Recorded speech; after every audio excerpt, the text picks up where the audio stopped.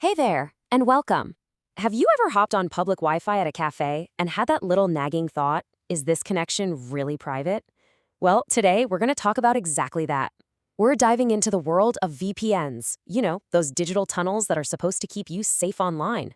So what are they, really, and how do they actually work? Let's figure it out. All right, let's start with a scene that I'm sure is super familiar. You're out somewhere, a coffee shop, the airport, maybe a hotel, and you connect to their free public Wi-Fi. It's awesome, it's convenient, but it also comes with a hidden risk that most of us, let's be honest, just kind of ignore. So that brings us to the big question. Is your public Wi-Fi safe? It seems like a simple enough question, right? But the answer? Well, it's a little more complicated than you might think. I mean, when you're on a network you don't own or control, how can you really know who else is on there with you? So picture it, you're at your favorite local spot, you pull out your phone or your laptop, you see the free Wi-Fi pop up, and you connect. You don't even think twice about it, do you? For most of us, it's just automatic. And then you just do your thing. Maybe you're catching up on some messages, scrolling through your social feeds, or just browsing a few news sites. It all feels totally normal, totally private. But here is the thing, here's the catch. On an unsecured public network, pretty much everything you're doing, the websites you're visiting, the info you type in, the messages you're sending, it's all basically happening out in the open. It's kind of like trying to have a private conversation at full volume in the middle of a crowded room. You just have no idea who might be listening in. So if that's the problem, what's the solution? Well, this is exactly where the idea of a virtual private network, or as we all know it, a VPN, comes into the picture. It's a tool that was designed specifically to solve this kind of problem. So let's just break that name down for a second.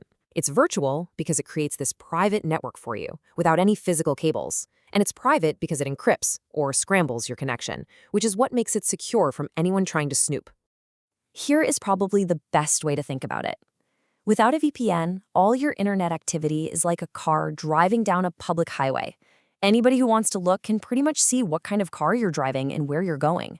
But when you flip on a VPN, it's like you're instantly driving that same car into a private, sealed-off tunnel. You're still going to the same destination, but now your entire journey is completely hidden from view. Okay, so that tunnel analogy is really helpful, right?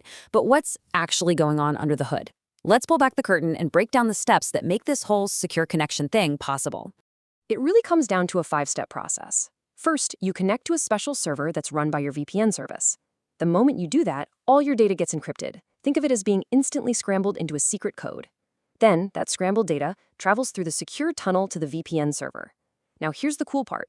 When the data leaves the server to go to a website, that website only sees the VPN's address, not your real one.